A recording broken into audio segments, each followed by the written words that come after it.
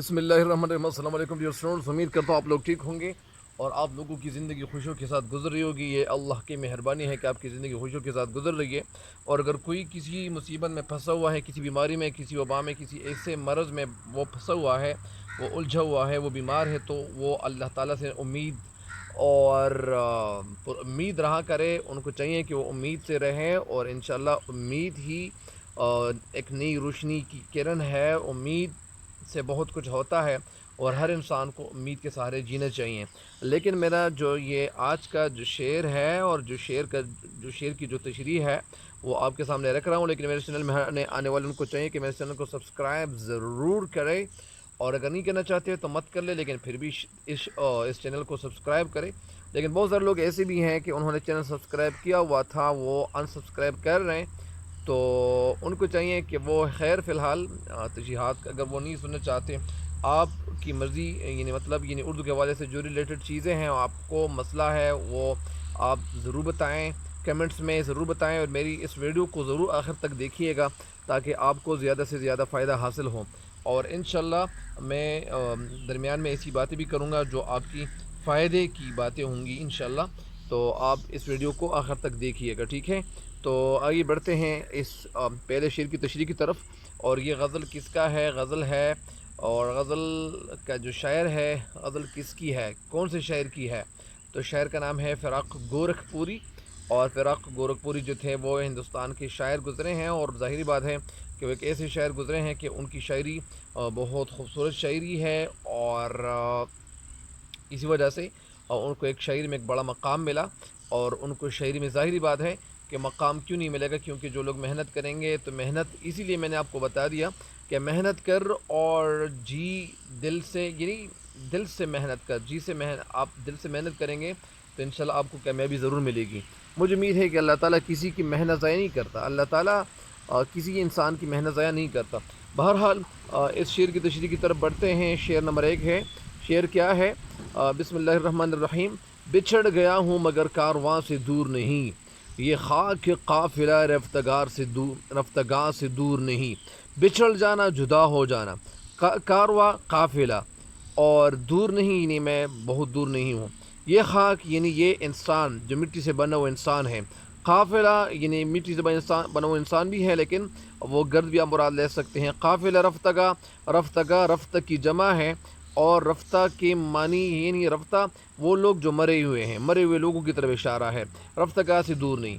इस शेर का मफ़हूम मैं सबसे पहले आपके सामने रखता हूँ ताकि आपके ज़हन में सबसे पहले मफ़हूम हो।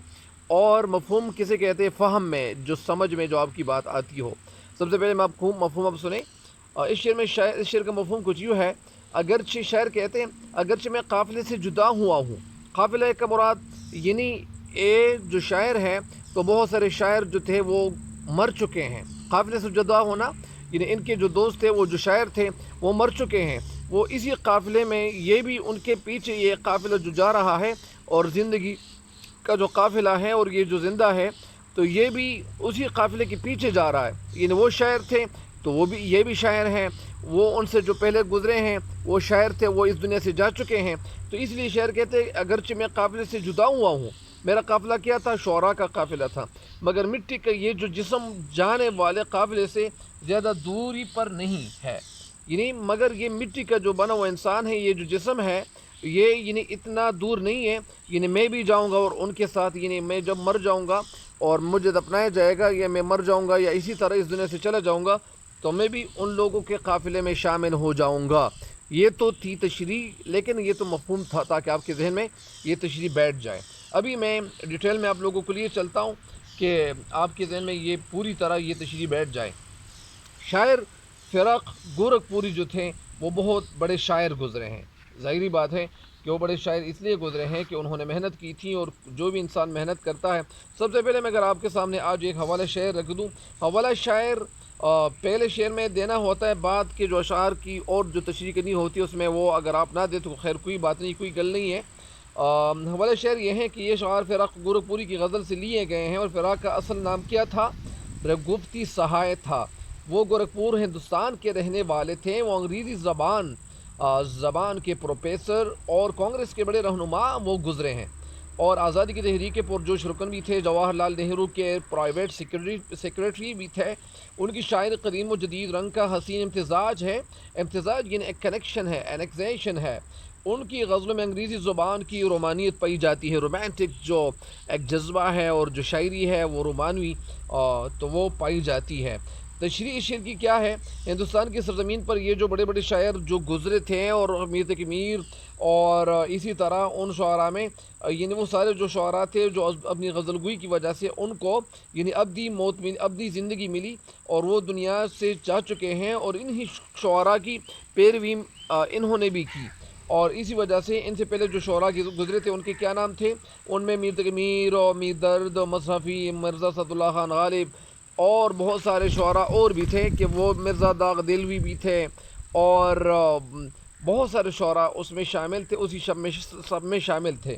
تو اسی وجہ سے شعر کہتے ہیں کہ میں بھی ان اشعار، وہ جو شعراء جو شاعری کرتے تھے، میں بھی انہی قافلے میں شامل ہوا ہوں، اور وہ قافلہ تو مجھ سے جا چکا ہے، وہ لوگ جا چکے، مر چکے ہیں، اور میں انہی کی اتباع میں ان کی پیروی کر کے میں بھی شاعری کر رہا ہوں۔ اور قافلِ رفتگاہ سے مراد یعنی عظیم شعراء ہیں، وہ شعراء جو عظیم شعراء ہیں، تو وہ بڑے شاعر جو تھے وہ ان سے جا چکے ہیں، جو فراق سے پہلے گزرے تھے، یعنی ان سے پہلے گزرے تھے۔ اور اس شعر میں شاعر کہتے ہیں کہ وہ عظیم شعراء جو تھے، وہ عظیم شعراء کا جو قافلہ تھا، وہ میں بھی اسی قافلے سے تعلق رکھنے والا، میں بھی ایک انسان ہوں، میں بھی ایک شاعر ہوں، ظاہری بات ہے کہ یہ بھی شاعر ہیں، جو ان سے بچھڑ کر رہ گیا ہوں۔ یعنی وہ لوگ تو جا چکے، لیکن میں ان لوگوں کے بعد میں، یعنی وہ لوگ مجھ سے جا چکے ہیں اور وہ شاعری کر چکے ہیں، اسی میدان میں وہ اپنی قسمت آزمائی کر چکے ہیں۔ جس طرح ایک وہ انگریز ہے، وہ کہتے ہیں کہ the world just like a stage, یعنی یہ جو دنیا ہے یہ ایک اسٹیج کی طرح ہے۔ جس طرح اسٹیج پہ بہت سارے لوگ کیا کرتے ہیں، وہ کردار رول پلے کرتے ہیں، اور پھر جب وہ رول پلے کرتے کردار نبھاتے ہیں، اور وہ اسی اسٹیج سے پھر نیچے اترتے ہیں، یعنی وہ چڑھ جاتے ہیں، پھر نیچے اترتے ہیں، اور وہ ان کا جو رول پلے کرنا ہوتا ہے وہ اسی رول کو پلے کرتا ہے، پھر وہ دوسرے انسان کی باری آتی ہے، تیسرے شخص کی باری آتی ہے۔ تو اسی وجہ سے وہ کہتے ہیں کہ یہ دنیا ہے وہ ایک سٹیج کی طرح ہے۔ تو اسی وجہ سے شعر میں کہتے ہیں کہ میں تو ان لوگوں سے بچھڑ گیا ہوں، یعنی یہ اور جو لوگ تھے تو وہ اس سٹیج کے کارندے تھے، وہ اس سٹیج کے اوپر یعنی انہوں نے بڑا نام کمایا اور انہوں نے شاعری کی، تو میں بھی انہی قافلے سے پیچھے رہ جانے والا انسان ہوں، جو ابھی تک میں نہیں مرا ہوں۔ یعنی میں بھی وہ جو اشعار جو شاعری کرتا ہوں، میں بھی اسی انداز اسی انداز کو میں اپنائے ہوا ہوں، اور اسی ڈھنگ اور اسی طریقے پہ اور اسی طرز پہ اور اسی شیوے اور انداز اور اسی لیک اور ڈگر پہ میں اپنی شاعری کر رہا ہوں، اسی راستے پہ میں بھی چل رہا ہوں۔ اور جو شاعر یعنی جو میر اور غالب اور جرد اور بہت سارے شعراء مصرفی جو اس میدان میں انہوں نے وہ لوہا آزما چکے ہیں، وہ لوگ جا چکے ہیں، وہ موت کے منہ میں جا چکے ہیں، اور وہ اس دنیا سے چلے گئے ہیں، اور میں اسی قافلے سے اگرچہ جدا ہو گیا ہوں، لیکن میں بھی اتنا ہی بڑا شاعر ہوں، جو مجھ سے پہلے جو شاعر گزرے تھے، اور جو مجھ سے پہلے اس دنیا سے وہ جا چکے ہیں، رخصت ہو چکے ہیں۔ لیکن بات یہ ہے کہ خیالات اور جذبات کے لحاظ سے یعنی میری شاعری ان سے ریلیٹڈ ہے، مشابہت رکھتا ہوں، یا مشابہت رکھتا ہے میری شاعری۔ میں بھی اسی مٹی پہ پڑا بڑا ہوں، میں بھی اسی مٹی پہ زندگی گزار چکا ہوں یا زندگی گزار رہا ہوں، اور جس مٹی سے، جس خمیر سے ان عظیم شعراء کا جو تعلق تھا، وہ اسی مٹی پہ، اسی دھرتی پہ انہوں نے زندگی گزاری تھی۔ فرق صرف اتنا ہے، کیا فرق ہے؟ کہ وہ تو دنیا سے جا چکے ہیں، انہوں نے تو کچھ کر گیا ہے، وہ کچھ کر چکے ہیں، وہ جا چکے ہیں، لیکن میں ابھی تک میں جی رہا ہوں، میں زندہ ہوں، اور میں جب مر جاؤں گا تو میرا نام ان شعراء کی فہرست میں میرا نام بھی لکھا جائے گا۔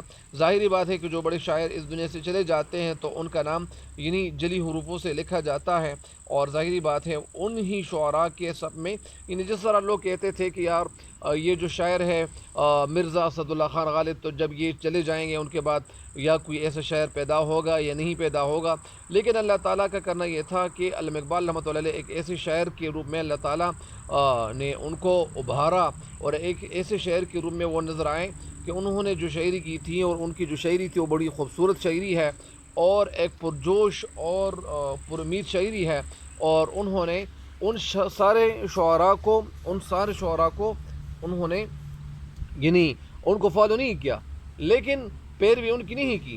اور اسی طرح مرزا داغ دلوی جو ان کے استاد تھے، اور علامہ اقبال رحمۃ اللہ کیا کرتے تھے، اپنے اشعار جو تھے، جو شاعری کرتے تھے، وہ ان کو بیچتے تھے اور وہ کیا کرتے تھے، اس میں پھر درستی کرتے تھے۔ تو اسی بہرحال یعنی بہت سارے لوگ ایسے ہوتے ہیں، تو پھر غالب جو تھے تو وہ ظاہری بات تھی کہ، اور ظاہری بات بھی ہے کہ وہ غالب ہو گئے۔ پہلے ان کا جو تخلص تھا اسد تھا، پھر غالب کر لیا، اور ظاہری بات ہے کہ پھر وہ غالب بھی ہو گئے۔ تو بہرحال یعنی میں آپ کو یہ بتا رہا ہوں کہ یہ جو شاعر ان سے پہلے گزرے ہیں تو وہ بھی بہت بڑے بڑے شاعر تھے، اچھے شاعر تھے، اور انہوں نے اچھی شاعری کی تھی۔ اور یہ جو فرق گورکھپوری ہے تو وہ بھی ان شعراء میں یہ بھی شامل ہے، اور اسی قافلے پہ اور اسی کشتی میں یہ بھی سوار ہے، لیکن وہ یہ ابھی زندہ ہے، اور لوگ جو تھے وہ ان سے پہلے جا چکے ہیں، مر چکے ہیں۔ تو اسی وجہ سے ایک شعر آپ کے سامنے عرض کروں گا۔ شعر کیا ہے؟ یعنی شعر کیا ہے؟ شعر یہ ہے، اور میں آپ کے سامنے رکھ دوں: موت سے کس کو رستگاری ہے، موت سے کس کو رستگاری ہے، آج یہ کل ہماری باری ہے۔ اور ایک شعر اور ہے، اگر میں آپ کو یہ بتا دوں کہ ایک شاعر کہتے ہیں کہ وقتی طلوع دیکھا، وقتی غروب دیکھا، اب فکر آخرت ہے، دنیا کو خوب دیکھا۔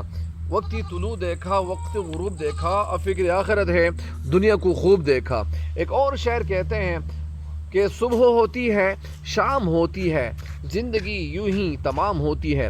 صبح ہوتی ہے، شام ہوتی ہے، زندگی یوں ہی تمام ہوتی ہے، یعنی زندگی تمام ہو جانا یعنی زندگی ختم ہوتی ہے۔ ایک اور شعر کیا کہتے ہیں کہ شعبہ ناسخ نہیں کچھ میر کی استادی میں، یعنی یہ بھی ایک شاعر گزرے ہیں۔ اور شعبہ یعنی شک ناسخ نہیں کچھ میر کی استادی میں، آپ بے بہرا ہیں جو معتقدی میر نہیں۔ یعنی بہرحال بہت سارے شعراء، بڑے بڑے شعراء گزرے ہیں اور اس دنیا سے جا چکے ہیں، اس قافلے میں جو شامل تھے۔ بہرحال اس شعر کی تشریح مکمل ہو گئی ہے، مجھے امید ہے کہ آپ اس شعر کی تشریح سے ضرور فائدہ اٹھاؤ گے۔ اور میں آپ کو یہ بھی بتا دوں کہ جب بھی میری ویڈیو اگر آپ دیکھنا چاہ رہے ہو تو آپ کے پاس کم از کم پین ہونا چاہیے، خامہ ہونا چاہیے، یعنی خامہ قلم ہونا چاہیے، تاکہ آپ قلم سے لکھیں اور آپ کتاب کو سامنے رکھیں اور موبائل کو ایک سائڈ پہ رکھیں، تاکہ آپ کو سب سے زیادہ فائدہ پہنچے۔ کیونکہ کبھی کبھار ایسا بھی ہوتا ہے کہ اگر آپ موبائل کے اسکرین کو دیکھ رہے ہو تو یہ کچھ لوگ کہتے ہیں کہ فائدہ نہیں ہوتا زیادہ، اور وہ چیز آپ پھر جلد بھول جاتے ہو۔ لیکن اگر آپ موبائل سائڈ پہ رکھیں گے، ایک طرف رکھیں گے، ایک سمت رکھیں گے، تو پھر ظاہری بات ہے کہ آپ کو فائدہ زیادہ ہوگا، اور زیادہ فائدہ میرا دل چاہتا بھی ہے کہ آپ کو سب سے زیادہ فائدہ ہو۔ اسی وجہ سے ان باتوں پہ عمل ضرور کیجئے گا، اور میرے چینل کے لنکس کو اپنے دوستوں کے ساتھ شیئر کیجئے گا۔ اور جو اشعار آپ کو مشکل ہو، جو بھی اردو میں آپ کو مسئلے مسائل ہوں، تو آپ ضرور بتا دیجئے، تاکہ میں ان اشعار کو سامنے رکھتے ہوئے میں ان اشعار کو آپ کے سامنے عرض کر دوں، ان کی تشریح کر لوں، تاکہ آپ کے لیے آسانی ہو۔ مجھے بھی اپنی دعاؤں میں یاد رکھیں، خصوصی دعاؤں میں یاد رکھیں، میں آپ سب کو خصوصی دعاؤں میں یاد رکھوں گا۔ اللہ تعالی ہم سب کا حامی و ناصر ہو، اور اللہ تعالی ہم سب کو دنیا اور آخرت دونوں جہانوں کی کامیابی اور فتحیابیاں ہمیں عطا کرے، اور اللہ تعالی ہمیں خوشی سے بھرپور اور شانتی سے بھرپور، مسرت سے بھرپور، قرار سے بھرپور، چین سے بھرپور، دلاسا سے، اور اسی طرح شانتی، قرار، سکون، تسکین سے بھرپور اور طمانینت سے بھرپور، فرحت سے بھرپور ہماری زندگی ہو، اور ہمیں خوشحالی اور شادمانی والی زندگی ہر جگہ، ہر ڈگر پہ، ہر لیک پہ، ہر جگہ پہ میسر ہو۔ اور تب تک کے لیے میں اجازت چاہتا ہوں، اللہ تعالی ہم سب کو خوش رکھیں۔ تب تک کے لیے میں اجازت چاہتا ہوں، اللہ حافظ۔